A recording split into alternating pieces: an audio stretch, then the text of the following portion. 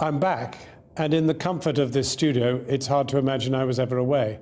I don't need to imagine, though, because what I saw is still etched in my mind. What I never knew is what I know now, which is that those people who live in Gaza are mainly, but unbelievably young. The average age is 17. That means that about 250,000 are under 10.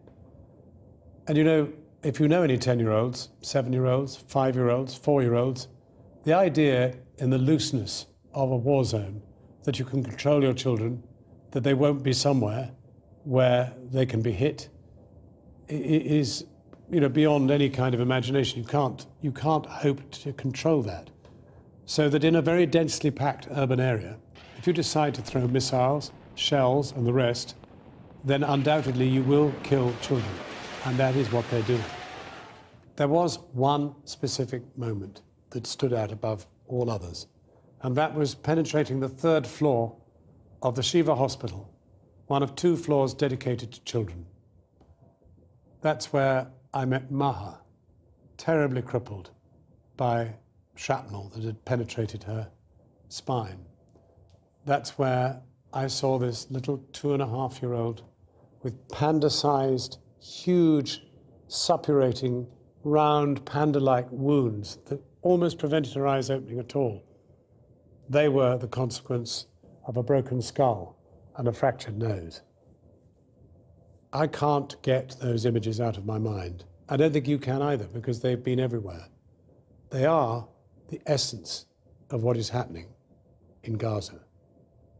Now, of course, Hamas, for its part, was throwing rockets into Israel, designed, ideally, as they would put it, to kill Israelis. But of course, Israel, courtesy of American finance, has invented the most brilliant shield, which is keeping absolutely everything out. And that's a big difference. The suffering is amongst the ground troops, mainly 20-year-olds, who go in and get killed. So when I last spoke to the Norwegian doctor who is one of those dealing with the consequences of this bombing, I asked him how many children have been wounded. They've registered 1,310. How many children dead? 166. But that number is growing all the time.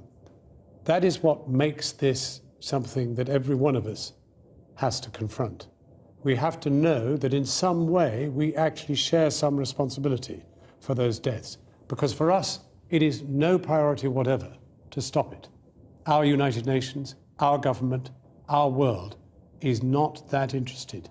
The fact that you're watching this, that you've chosen to watch it, means that you're actually motivated to do something. And that, in the end, is the greatest hope the people in Gaza have. We cannot let it go on. If our reporting is worth anything, if your preparedness to listen and watch and read is anything to go by, together we can make a difference.